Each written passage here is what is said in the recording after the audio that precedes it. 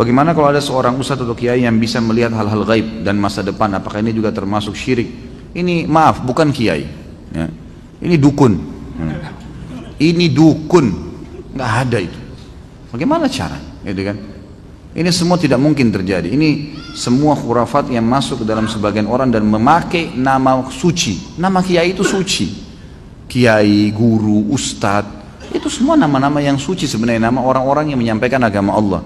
Bagaimana mereka bisa kontaminasikan dengan melihat jin lah, melihat inilah, menebak masa depan? Ini nggak ada semuanya, gitu kan? Nabi Muhammad SAW, guru dan kiai kita, disepakati oleh semua ya kaum muslimin. Nggak ada orang yang berani mengatakan, kecuali dia bukan muslim, bahwasanya Muhammad bukan kiai saya SAW. Kita pasti mengaku beliau kiai kita yang paling besar. Semua mazhab apapun ikut kembali kepada Nabi SAW. Nabi SAW kalau didatangin oleh beberapa sahabat yang bertanya dan beliau belum tahu hukumnya, belum ada wahyu, beliau diam, tidak ngomong. Nunggu sampai turun wahyu baru beliau mengatakan, siapa tadi yang bertanya? Si fulan angkat tangan. Telah datang kepada saya wahyu begini. Nabi SAW tidak tahu yang gaib, menunggu informasi datang. Bahkan kadang-kadang lewat 1-2 hari baru Nabi SAW menerima wahyunya, gitu kan? Waktu dituduh Aisyah berzina, nanti akan kita bahas itu dalam dosa besar tentang menuduh orang mukminah berzina. Itu sempat wahyu terputus dari Nabi SAW kalau tidak salah sebulan, nggak ada wahyu turun. Nabi SAW tidak tahu benar nggak istrinya berzina nih, sampai beliau bingung sendiri menghadapi Aisyah pada saat itu. Ngumpulin sahabat, nanya, sahabat bertengkar, ribut, ada yang dukung, ada yang enggak. Datang ke rumahnya Aisyah, ditanyakan Aisyah, Aisyah mengatakan tidak, saya tidak melakukan, sampai turun firman Allah Subhanahu Wa Taala. Nabi SAW terjadi pada rumah tangganya, turun ayat Al-Quran, nanti akan kita bahas tuh. Ayat-ayatnya lengkap semua menceritakan. Beliau tidak tahu yang gaib. Bagaimana ada orang yang mengaku kiai kemudian bisa melihat yang gaib, bisa tahu masa depan? Bagaimana caranya? Allah mengatakan dalam Al-Quran tentang Nabi SAW, dan Nabi disuruh ucapkan itu. A'udzubillahi minasyaitonirrajim. Qul law kuntu a'lamul ghaiba lastakthartu minal khairi wa ma massaniyas su. Katakan hai Muhammad kepada mereka, kalau saya ini tahu yang gaib, maka pasti saya akan perbanyak kebaikan-kebaikan dan saya tidak akan ditimpa masalah. Tidak akan ditimpa masalah karena sudah tahu, oh di sana nanti ada orang yang ganggu saya. Udah, saya nggak usah ke sana. Nabi SAW di perang Uhud kena pedang. Sampai kemarin kita bahas Abdurrahman ibn Auf, bagaimana melengket pedang di topi besi beliau, dan Abdurrahman cabut radhiyallahu anhu dengan giginya sampai giginya tanggal. Luka berdarah kening Nabi SAW. Gigi beliau sempat pecah. Pundak beliau sempat kena hantaman pedang orang kafir. Nabi SAW tidak tahu itu sebelum keluar dari Uhud, sebelum keluar dari Madinah. Nggak tahu sama sekali.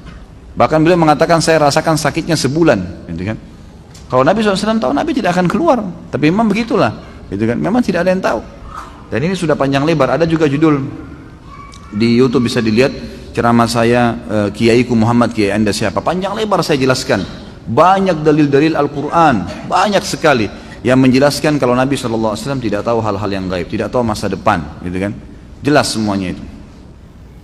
Saya pernah menemukan kasus kurang lebih seperti ini, Ustaz. Seseorang ingin mendapatkan ilmu kebal, kesaktian, maka oleh gurunya ditransfer tenaga dalam dan diberikan jin muslim sebagai pendamping. Lalu untuk mempertahankan kesaksiannya, guru tersebut menginformasikan bahwasanya dia harus sholat 5 waktu, puasa sunnah Senin Kamis tidak boleh tinggal, dan ibadah-ibadah lainnya. Sang guru mengklaim bahwasanya ilmu putih lawan dari ilmu hitam. Pertanyaan, apakah ini masuk dalam ilmu sihir? Apakah ibadah yang dijalankan akan diterima? Ini cuma kedok saja. Ini cuma kedok saja. Jadi masalah dia suruh sholat, dia suruh puasa, itu kedok. Permainan syaitan, baik menipu si guru tadi, atau memang si guru ini juga sebenarnya tahu ya, karena dia mendekati pasien atau mendekati targetnya dengan apa yang disukai oleh orang itu. Kalau orang itu suka ibadah, sholat, diingatkan kamu harus sholat, tanpa juga dukun bilang, ya kita pasti sholat lah, Allah perintahkan, gitu kan. Tapi itu ditunggangin. Pastinya nanti ada hal-hal lain yang memang diberikan syarat. Mungkin minimal yang paling sering standar itu pasti diberikan tulisan-tulisan, diberikan sesuatu yang disuruh simpan di dompet tadi, ya, disuruh mengamalkan. Seperti misal ada salah satu, tadi yang saya kasih nomornya Ustadz Sahal mengatakan, saya pernah, dia bilang, Ustadz datang ke Jawa Tengah di satu pesantren, dan di pesantren itu terdiri dari ratusan murid. Saya ajarkan metode ruqyah, baca ayat ruqyah, bagaimana minum ke telapak tangan, bagaimana mengusap tubuh. Dia bilang saya ajarkan itu. Pada saat saya praktekin ruqyah di masjid, hampir satu pesantren semuanya kesurupan. di masjid, santri di pesantren, gitu kan. Kata kiainya, Anda ini ajarin apa nih? Kata Ustaz Sahal, Anda lihat, Pak Kiai lihat sendiri, saya bacain ayat kursi, Al-Falaq, Al-Ikhlas, An-Nas, gitu kan. Lalu Ustaz Sahal bilang, coba Pak Kiai muhasabah, ada nggak amalan-amalan yang dikerjakan yang tidak sesuai dengan sunnah? Mungkin ada sesuatu yang Pak Kiai, enggak, di sini pesantren belajar Islam kok. Coba muhasabah, mungkin ada sesuatu yang Pak Kiai suruh rutin kerjakan tapi tidak ada sunnahnya dari Nabi. Ternyata setelah ditelusurin baru kiainya bilang, sebenarnya sih murid-murid sini setiap malam Jumat membaca salah satu dari Asma'ul Husna, saya lupa sekarang apa itu, tapi yang jelas dibaca sampai 4.000 kali. Nah ini tidak pernah Nabi contohkan, tidak pernah Nabi SAW perintahkan itu, gitu kan. Nah sesuatu yang Nabi tidak contohkan pun itu bisa ditunggangi oleh syaitan. Ini kasus-kasus sihir ya.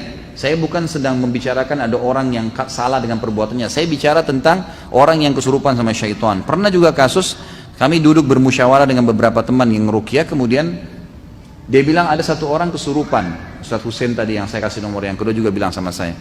Setelah saya kesurupan lalu jinnya kesakitan minta ampun, saya tanya, kamu kenapa masuk ke orang ini? Dia bilang orang ini setiap hari manggil saya 1000 kali. Emang kenapa? Apa yang orang ini bilang? Orang ini selalu bilang, ya Jabbar, ya Jabbar, ya Jabbar. Ya Jabbar ini sifatnya Allah ya, ya Maha Perkasa. Tapi dibaca 1000 kali per hari. Pernah nggak Nabi ajarin? Nggak pernah. Kata jin, ini pengakuan jinnya. Jinnya bilang apa? Nama saya Abdul Jabbar, saya masuk ke badan dia. Seperti itu. Gitu kan? Ini contoh-contoh kasus banyak sekali terjadi seperti itu pada saat meruqyah ya, pada saat meruqyah. Jadi seperti itulah kurang lebih yang apa namanya yang